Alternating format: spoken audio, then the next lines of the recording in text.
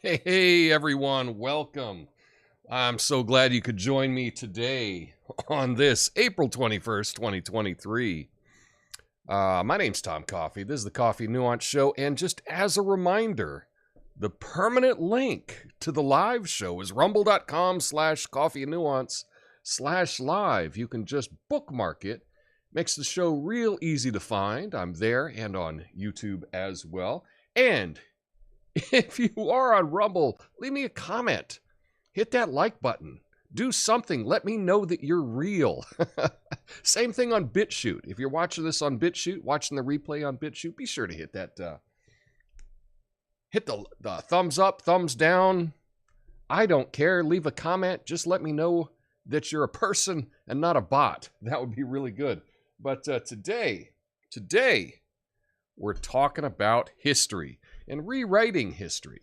You know, Hollywood's up to their usual shenanigans, and this time they're taking it to the next level. They love rewriting history so much, I'm pretty sure they're trying to get a job at Biden's Ministry of Truth. Now, I'm not saying that history can't be a little dull, but you can't just go change things all willy-nilly. It's like telling your boss you saved the company when all you did was order pizza for everyone. Sure, it's a nice gesture. It's not exactly accurate. And speaking of accuracy, have you heard about the Netflix documentary where they say Cleopatra was black? I mean, I'm all for historical accuracy, but if that's the case, then why was she played by white actresses? I would guess Hollywood was too busy trying to make Elizabeth Taylor look Egyptian to realize that she should have been played by Viola Davis. It's not just Cleopatra. Hollywood's been rewriting history a long time. Did you see the movie where they made Abraham Lincoln a vampire hunter? I mean, what's next? George Washington, a werewolf? Werewolf slayer? Ben Franklin, Ghostbuster? But they wouldn't dare call that a documentary. And don't even get me started on the biopics where they make a person and they make him look like a saint. I mean, I love Mr. Rogers as much as the next guy, but you're not going to make a movie about him and not mention the fact that he ran an international crime syndicate, right? Let's not forget about those TV shows that take historical events, make them into soap operas. I mean, I don't think anyone watched Gossip Girl, The French Revolution, and thought, yeah, that's totally how it happened. Look, I'm not saying history can't be boring sometimes, but you can't just change the facts to make it more interesting. Otherwise, we'll end up with people that think Napoleon was actually a giant robot. So, Hollywood, let's keep the explosions, car chases, and superheroes. Leave the history to the historians, okay? Or we'll have to stop watching, or we'll have to start watching documentaries the way we watch cable news, as entertainment and about as accurate as a George Santos resume. My name's Tom Coffey. This is the Coffee and Nuance Show, the best censored commentary and news show live right now. Flame on.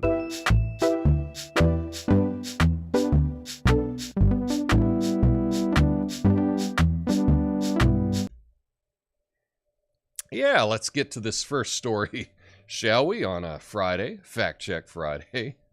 Silly fact check, but a new Netflix series depicting Cleopatra as Black African Queen has caused some backlash in Egypt, where many experts argue that she was of European descent. Leading Egyptian archaeologist Dr. Zahi Hawass released a statement online saying that, quote, Cleopatra was not black, end quote, and the show is inaccurate. The decision to cast a non-white Cleopatra, played by mixed-race actress Adele James, came from the desire of producers to represent black people on screen. The theory that Cleopatra was black has been largely dismissed in academia. So, I know this is a rather silly fact check, but I did a lot of reading about this, and I just want to share what I learned. First, let me present all the evidence that Cleopatra was black. Okay, with that out of the way, let's consider the evidence for Cleopatra's racial background. She was born in early 69 BC.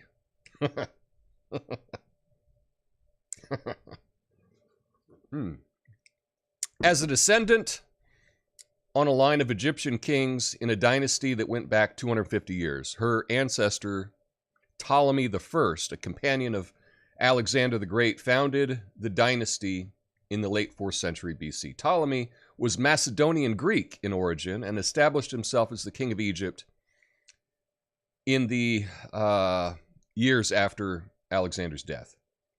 For the 6 generations, the wives of the ruling Ptolemies came from the same Macedonian background as their husbands, so until the time of Cleopatra's great-grandfather, the ethnic makeup of the dynasty was still pure Macedonian Greek. It is with Cleopatra's grandfather that there's some uncertainties. So, although he had 2 wives of traditional Macedonian background, he seems to have had at least one concubine of uncertain origin who may have been Cleopatra's grandmother, but this is by no means clear.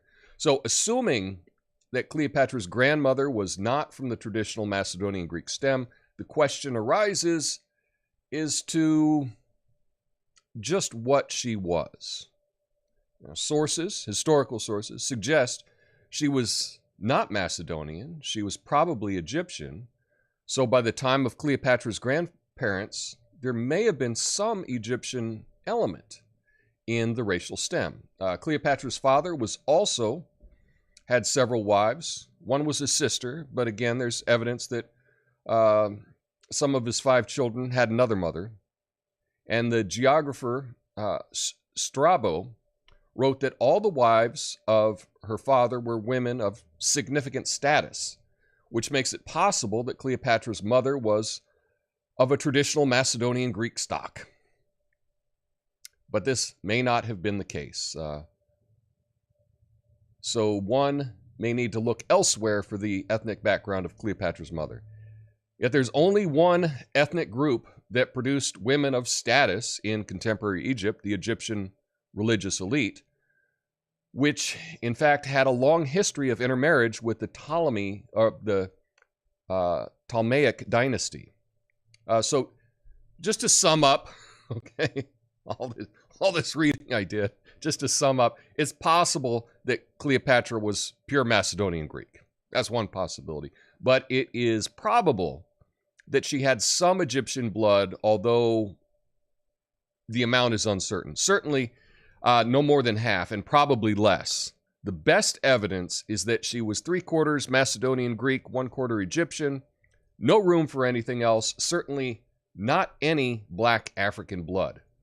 Now, the important thing is we shouldn't forget the important things about Cleopatra is she became one of the most powerful rulers of her era. All right, so that's the evidence. That's what I looked through last night while I was preparing this story.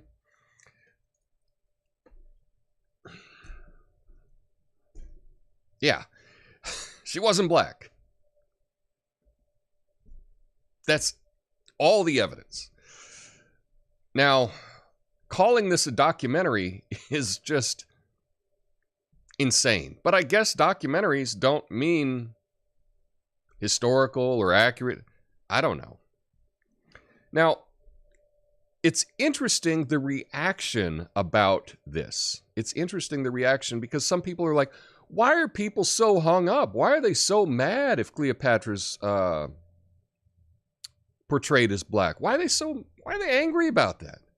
And I don't, it's like, and again, examples, this kind of hyperbole is not necessarily persuasive, but if Netflix put out a documentary about the Earth is actually flat, the Earth is flat, and then people are like, well, wait a minute, what are you talking about? There's no evidence the Earth is flat. And you go, oh, why are you so mad? Why are you mad that Netflix is putting out a scientific documentary that the Earth is flat? It's like, well, because it's not. It's not.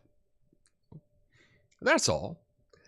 And I want to also put this side by side with, like, it's okay to do different casting on things, as long as you don't pretend like it's reality.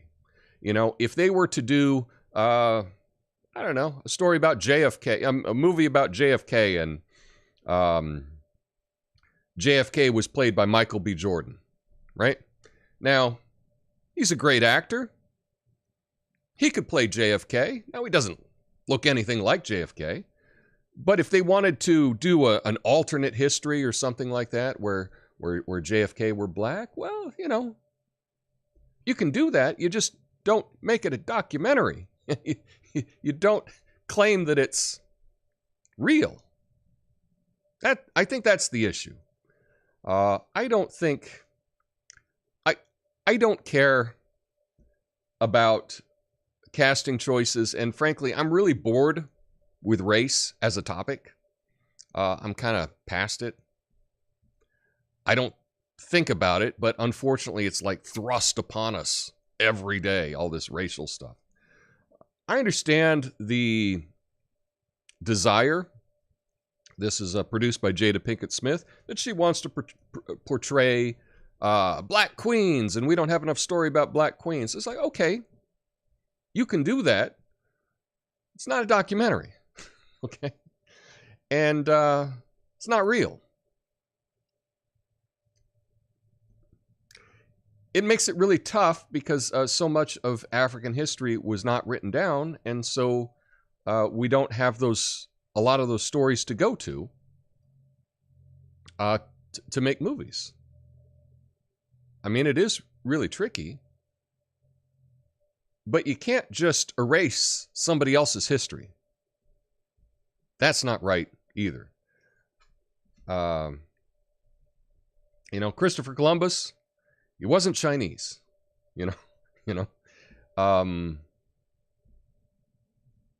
And to pretend otherwise is just, I don't know, it's just rather silly. And we've seen this trend a lot. You know, there was like a black, was it Little Mermaid? And that's you know, Little Mermaid, it was, you know, Danish, right? Hans Sian de Schoen, I think, wrote that, right? Anderson. Clearly, Little Mermaid was not black. But that's a story. And so for stories, you know, you can change it up. That's okay. I think it can be a nice thing to do in that case. But when you take historical figures and you just totally change them, you can understand why there's some pushback by people, you know? Yeah. Anyway, that's all I have. That's the fact check for today. I know it's a rather silly fact check. There's some other fact check stories I wanted to get to today, and then it got into some complicated stuff I didn't want to talk about. So that's why I just went with this Cleopatra thing. But we got a lot of stories to get to today. First up, yet again, here's another story I don't want to talk about, but I'll just briefly discuss it. Here we go.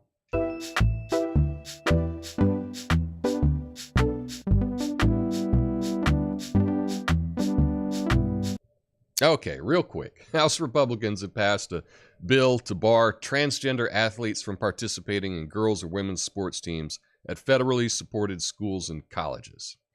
The legislation would amend a landmark civil rights legislation known as Title IX, and the bill defines sex as, quote, based solely on a person's reproductive biology and genetics at birth. Supporters say the bill is necessary to ensure competitive fairness and frame the vote as supporting female athletes. Opponents criticize the bill as ostracizing an already vulnerable group. The Democratic-led Senate is unlikely to support the bill, and the White House has said that President Joe Biden would veto it. So,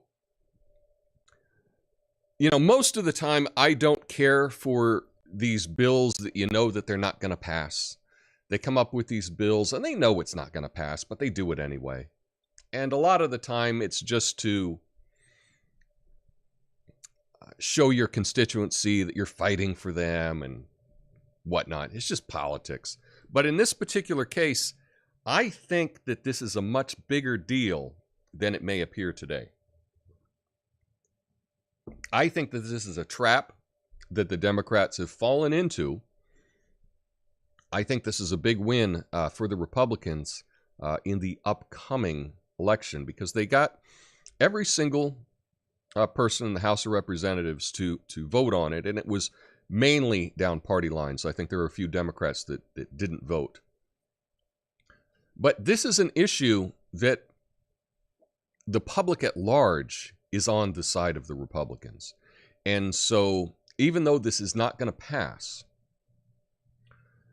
I believe that this is going to be a much bigger deal. And this was a political miscalculation on the part of the Democrats. There are so many girls in this country that play sports. And if you are a parent of a girl that plays sports, I will say that most of them do not want their girls playing against biological boys, no matter how they feel about themselves. They can identify as girls, but they just don't want to compete against them in sports. And so I believe that you're going to see a lot of Democrats are going to change their vote in the upcoming election based on this particular topic. I think this is a big winner for the Republicans. I know that even in my family, I have a niece. She runs track. She is incredible in track. I wouldn't be surprised. Really, really good, like up there, state level, right? Best of the best. There's no way that she could compete against biological boys. Just can't happen.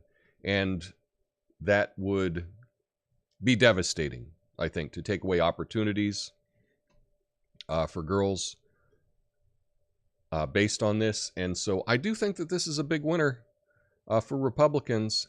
But that's my prediction. My prediction is this particular bill is going to be a lot bigger deal later on than people are giving it credit for right now. So I just thought I would bring that up to you. But now let's do a little dancing, shall we?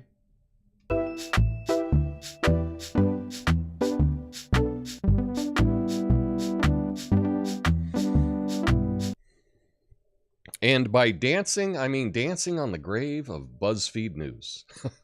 Buzzfeed is closing down its standalone news unit and reducing its workforce by approximately 15%. The news unit's work will continue to be available on Buzzfeed Network. Buzzfeed CEO Jonah Peretti has said that the big social media platforms would not provide the distribution or financial support required to support premium free journalism proposed built for social media. According to BuzzFeed's spokesperson, no jobs are being replaced by AI, although the technology will become part of the company's core business.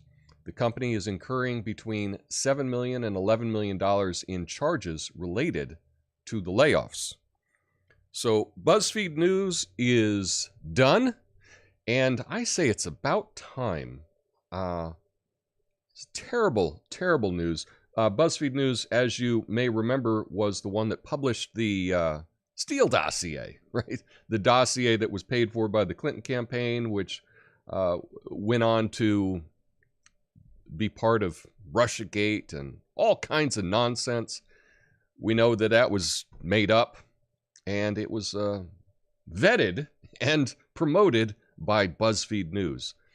So they were not real news. They were not trustworthy whatsoever. They were pushing propaganda They were pushing DNC propaganda. I'm glad they're gone. Now, typically, you know, more news is better news. Like, we don't want only one source of news. So if we can have more and more independent news, that would be a good thing. But BuzzFeed News wasn't independent. They were mouthpieces for the State Department, essentially. So I guess their service was done. They had, yeah, they're gone. So good riddance, in my opinion. Good riddance to BuzzFeed News. But next, let's talk about what's happening in crypto over in Europe.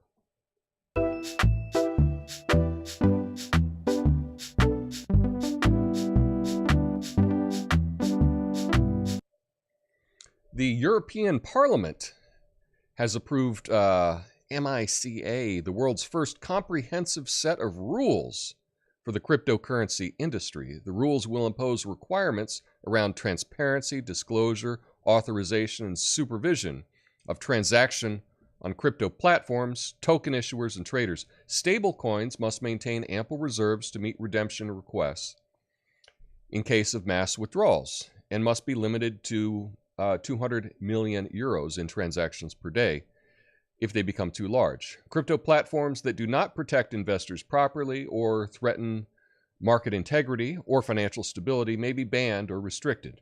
Private crypto transactions exceeding 1,000 euros must be disclosed to the government to help combat money laundering. See, now we get to what it's really about. You know, these things are sold to the public as, we're protecting you. We're doing this. We have these regulations to protect you. We're trying to make sure that you don't get taken advantage of by these crypto companies. And there it is. Private crypto transactions exceeding 1,000 euros must be disclosed to the government. And they're doing this to combat money laundering. Okay. This is going to make anybody that uses crypto in Europe a criminal, right? And they may say at the beginning of like, oh, okay, no, you can do amounts under 1,000 euros, but guess what? That's cumulative, right? I just think, like, let's just say, you know, let's just take it to what they did here with Venmo and Cash App. By the way, if you like this show and you want to send me something on Venmo or Cash App, link in the description. But here in the US, what they did is that they said, oh, any transactions over $600 must be disclosed to the IRS, right? They did that. And you're like, okay, well, 600 cumulative. You're just paying people. What if you're just paying somebody back, right? You go out to dinner with friends and then you Venmo them $100 afterwards because they took care of the dinner. And you do that a couple times. All of a sudden, you know, they're over $600. Now they got to report that as income. What? What's going on here? Now, in France right now, they've made it so restrictive. They don't allow cash transactions over 1,000 euro. That's the control that they're putting on the public. And, you know, 1,000 euros, a couple of years, that's not going to be worth a whole lot. You know, it's just going to be worth less and less and less and less. But that's what it all comes down to. They say that they're doing this for our protection. But in reality, it is all about control. And they passed this over there in Europe. They're going to try the same thing here in the US with crypto. That all transactions are going to have to be disclosed to the government. And this is all for our protection. This is all to stop money laundering. No, it's not. This is about control. This is what it's about. It's about control. And what it's going to do is it's going to make, half the country just a criminal. It's kind of like now, it's hard to even exist in the world without committing crime every day. I mean, there's so many things that you could do that are technically a crime. So this is also going to be technically a crime as well. Nah, I don't know. Are you into the crypto game? Are you? I'm not giving any financial advice, but I'm excited about cryptocurrencies. Not excited about disclosing every single transaction that I make. Yikes. Let's see what's happening. What else is happening in Hollywood?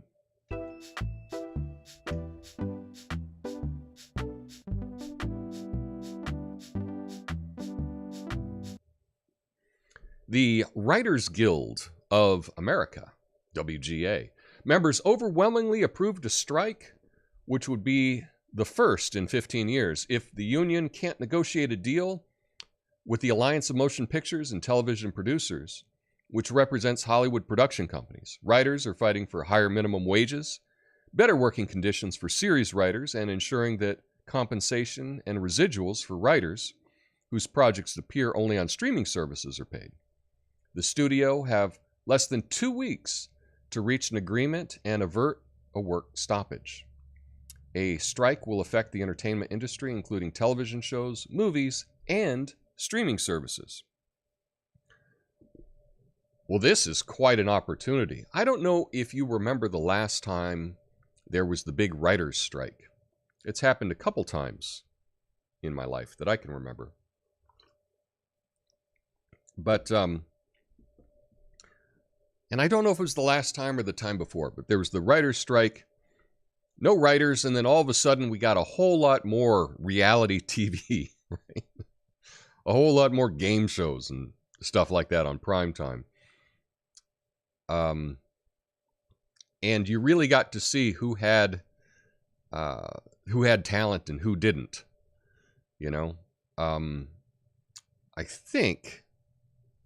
I think I remember different people trying to do late night monologues, and without writers, they were just terrible.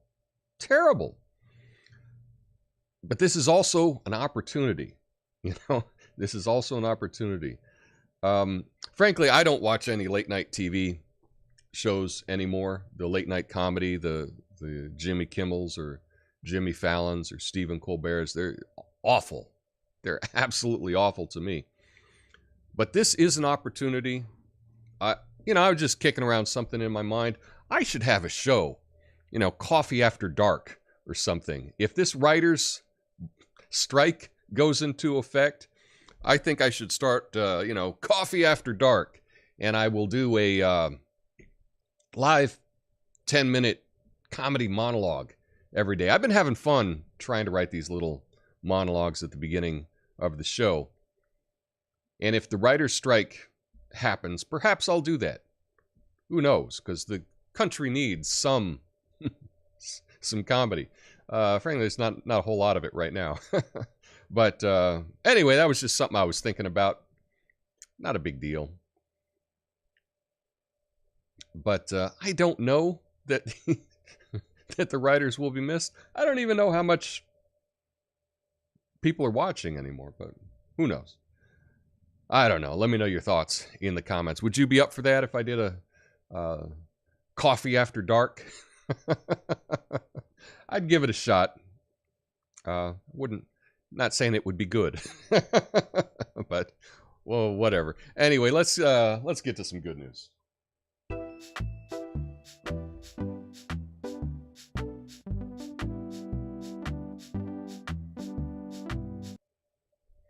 Proton has launched a new password manager called Proton Pass, which the company claims has a, quote, more complete encryption model than its competitors. Proton Pass uses a 32-byte random vault key that only the specific user can access, another level of encryption at the item level, and the same sharing securities tested on their calendar and drive systems. The new password manager enters the market after the LastPass That was the name of the company, Hack. And Proton seems to be capitalizing on this. Currently, Proton Pass is only available in beta form for lifetime and visionary Proton Plan members, and the public launch is scheduled for later this year. Now, why is this good news? Why is this good news, Tom? Well, you know, I've been talking about passwords within the last couple of weeks. I've been talking about how AI now is cracking passwords. Yeah.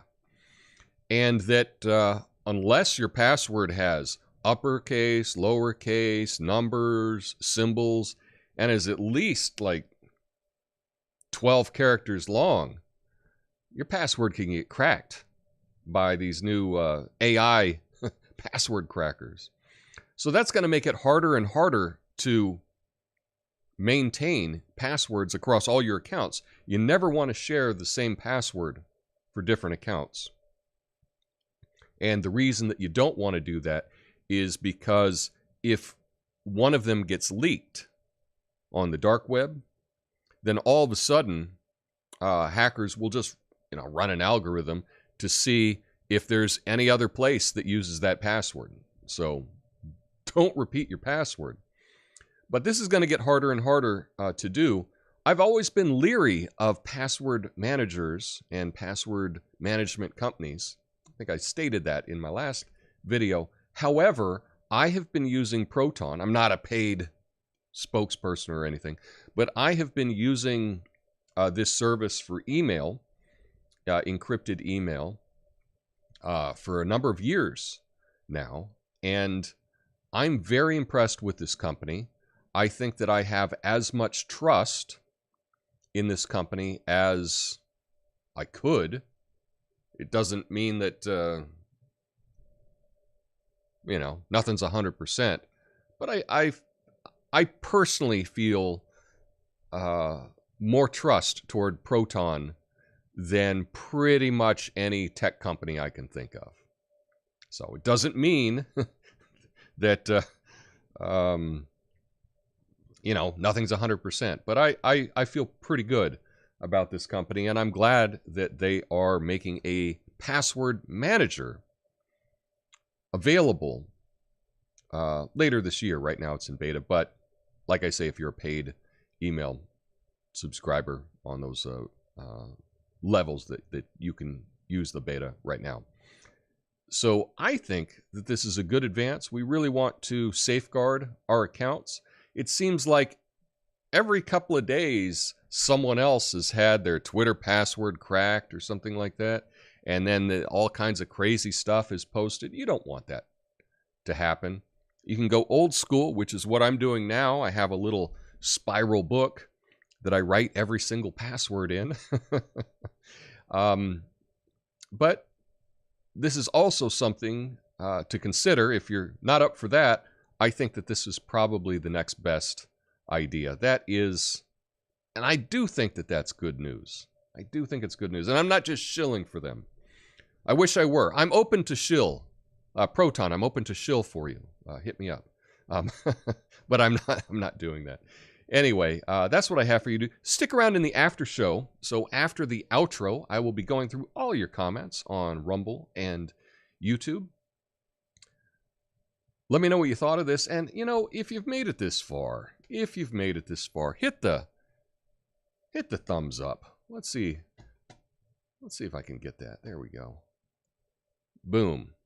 Let's get some likes today. Lets me know that you appreciate the show. It also lets me know that you're real. And that's important. We need to know who's real in today's society.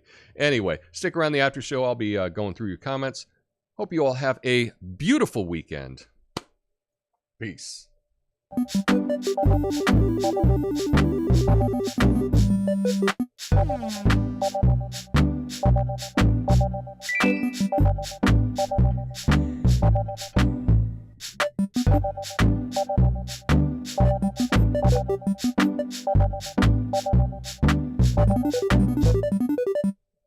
All right, here we are in the after show.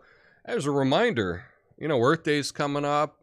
Told you earlier this week about National Park Week is happening. So national parks are going to be free. Just check that out. Here's a picture of Crater Lake, one of the most beautiful places on the planet here in Oregon. So I hope you're able to get out, do something this weekend. Let's go through the comments. Over on Rumble, Duggo hit me up with an Abe Lincoln. It's Friday. Let's check those facts. Yeah, I know this is kind of a weak fact check today. But I did kind of go down a rabbit hole on this Cleopatra thing. Metro 232 says couldn't search on Rumble, but the direct link worked. Okay, so that's Fireman 2032. Nice. Well, I'm glad the direct link works. So again, let's see. Dun, dun, dun, dun, dun. Is this it? The direct link to the live show, rumble.com/coffeenuance/live. That's the direct link. So you can just bookmark that. It's easy to find the show. Thumbs up to Coffee After Dark. Yeah, I was kind of thinking that might be kind of fun. The issue with I only have so much time in the day, and usually in the evening I'm sitting on my couch. I got my laptop and I'm putting together this show.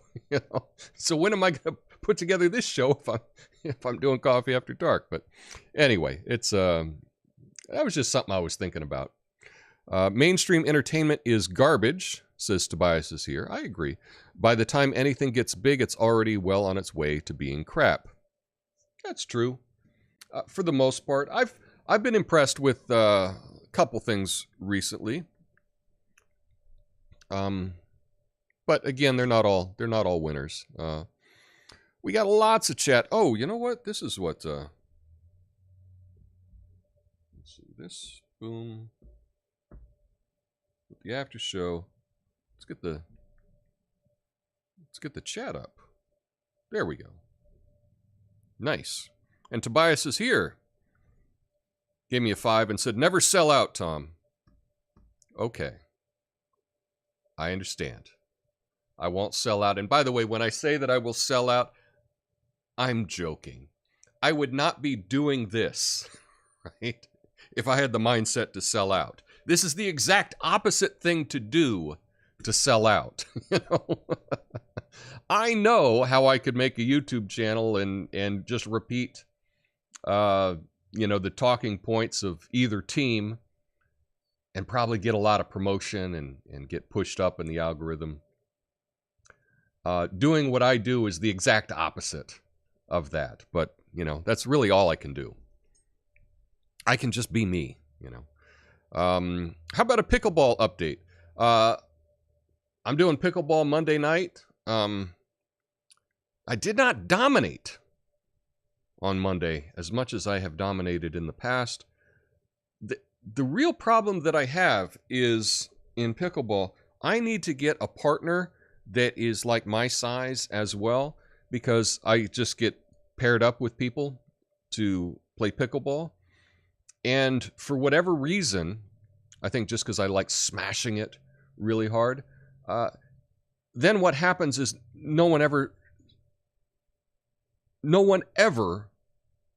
hits the ball to me, except on a serve. Other than that, they will never hit the ball to me at all. And that's a drag. So I need someone, I need a clone, right? So we can both play. That's the pickleball update. All right. Let's see. Miranda's, this is before the show started, and says Cleopatra's Macedonian. Yeah. So she's agreeing with the fact check. We got fire in the chat, waves in the chat, Tiki's in the chat. I love all the emoji. I shouldn't love emoji as a middle-aged man, but I do. History is written by the victors. Not necessarily, right? I mean, now we got history is written by the people that own media companies. So, being Egypt is in Africa, it kind of makes sense to me that she could possibly be black. Well, so that's the thing. Have you ever been to Africa? Not all of Africa is the same, right? We have the Northern Africa is different than south of the Saharan Desert, Africa. Totally different people. Mr. Rogers, Crime Syndicate. Yeah, that was a joke. I was just kidding with the Mr. Rogers running a crime syndicate. Sometimes I write these jokes and I think they crack me up, but I don't know that but I don't have an audience to tell them to. If this were stand-up comedy, you go and you're working out jokes and you do the joke and you see the reaction from the audience, and then you can gauge it and then you can fix it and massage it and make it better and better. I'm just going with what I find funny. Are you telling me that Abraham Lincoln was not a vampire hunter? Well, he probably was a vampire hunter, I suppose.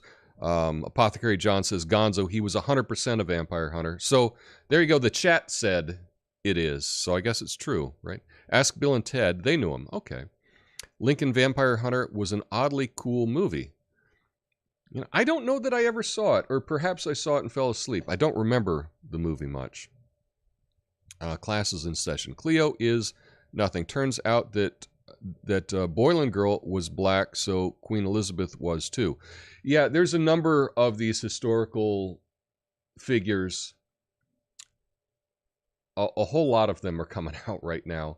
I didn't want to just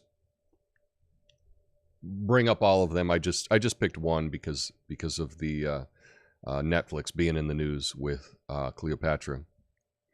Lucid Moments of Reality says, I don't think about race either, but can't help to notice the changes in television and movie. Yeah, it is funny. I think we all, we only know our own perception of things. We don't know what it's like to be somebody else. It's not something that enters my mind a whole lot, but that doesn't mean that other people don't think differently, because clearly they do. But I don't know. It's kind of like a corollary, and I know that this is probably a bad example. Some people are really into fashion, and they notice what everyone wears, and they notice their jewelry, and they notice their hair, and they notice the brands of clothing that they're wearing, and all of that. And they can't escape it. And everywhere they go, they're sizing people up based on how they are dressed and how they're presenting themselves and the clothing that they're wearing and the fashion that they have. And then there's some people that just don't give a shit and don't care and really don't even notice at all,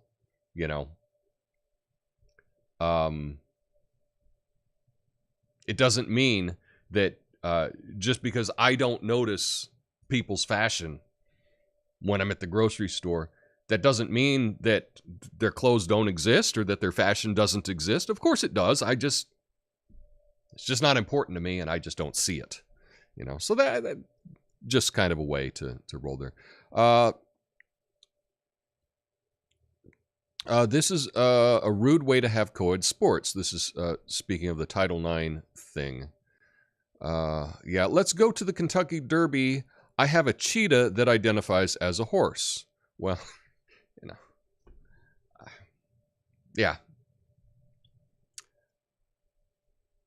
I think it's about at that level. It's a kind of, yeah.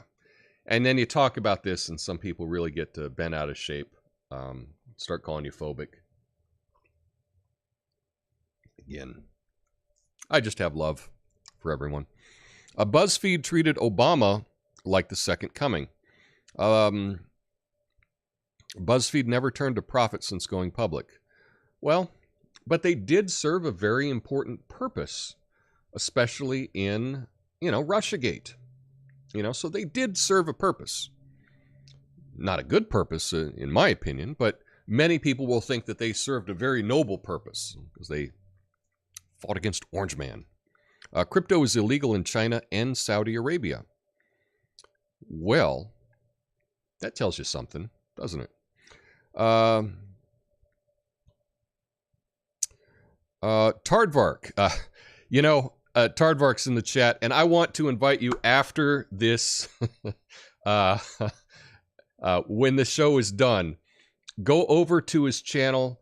I was laughing out loud. He addressed, actually, the reason I even thought of this subject is he made a video earlier this week about this topic, and it is so rare that I actually laugh out loud when I'm by myself. You can watch stand-up comedy on TV, and if you're in person, you'll laugh out loud because there's a crowd and everything like that, but it's rare that you'll actually bust out laughing when you see, when you're by yourself. He had a video about Cleopatra being black, and I just bust out laughing. I thought it was so funny. So check that out. His channel's called, just search for Tardvark. Hilarious. Just really, really funny. And I will say, might be a little edgy. So, but Tardvark says, Cleo was white AF, and I'm tired of Netflix giving roles to other actors. So you can't spend more than $1,000, so it'll be investigated if I try to buy a car. Exactly. That's it. And there's so many things that you buy. I mean, like you just, maybe you're buying a new guitar off Craigslist or something like that. And the guitar is $1,200. Well, good luck. Now you got to report that. You got to report that. Like the government needs to know, that you bought a fancy grill or something like that. It's really, really, really silly. That's right. Just a reminder. There is a Discord server if you're interested in anything like that. Apothecary John is help running that over there. Link in the description.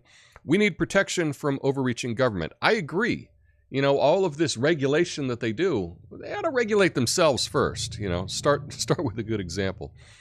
Eerie Fairy says, I like the monologues. Yeah, I've been having fun with the monologues. I've been having fun writing them, just kind of getting the gist of how it goes. And after you've done it a number of times, I kind of feel like I got the form.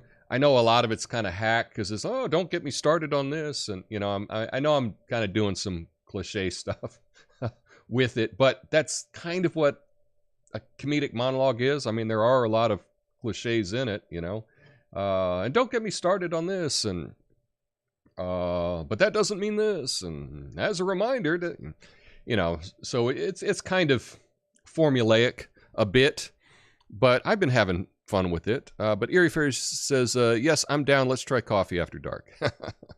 Would Coffee After Dark mean I can't put cream in my coffee? Bump. I make my passwords 45 characters unless the platform limit is less than that, says Apothecary John. Well, that's hardcore. I'm bad. I've had the same password.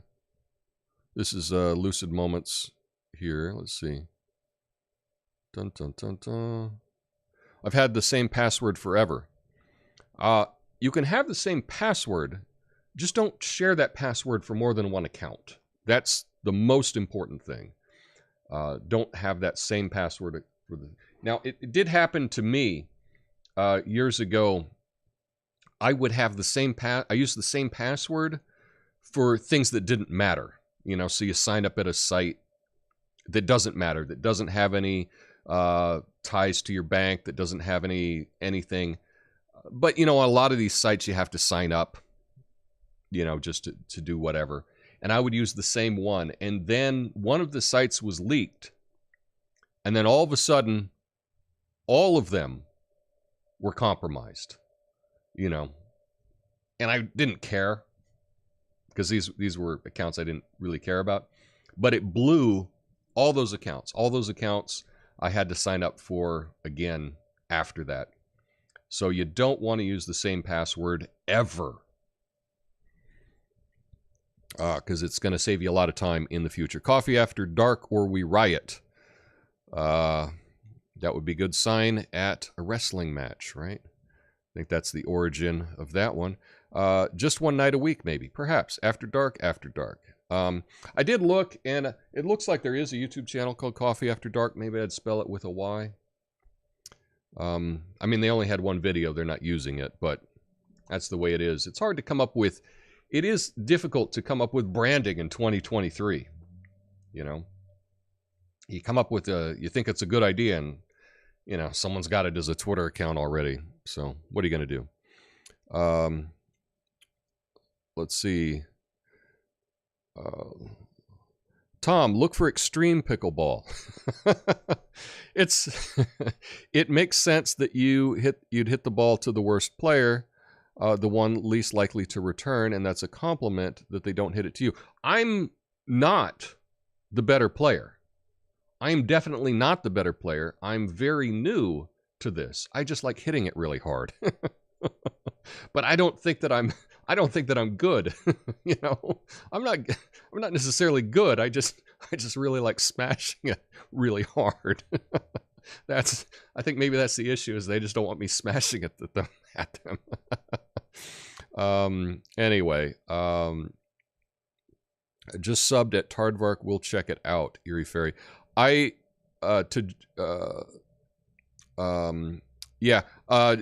a reminder. I think Tardvark's channel is hilarious. He does some shorts and different style videos. They're all sketches. They're all kind of edgy, but he really cracks me up. He really cracks me up. So that's my thing. That's the good news. Go over there and watch a couple videos, and hit the thumbs up button over there. He does a lot of great work, and I'm really happy to see that he's getting a lot more views, just because he's been consistent in putting out good stuff. So anyway, that's all I have for you today. I hope you all have a fantastic weekend. Go outside, do something cool if you can. Hopefully it's not raining, but you know, do something awesome this weekend. I look forward to seeing you all on Monday, and we're just gonna have to watch this writer's strike, because I might have to do the Coffee After Dark. You know. Anyway, have an awesome weekend. Peace.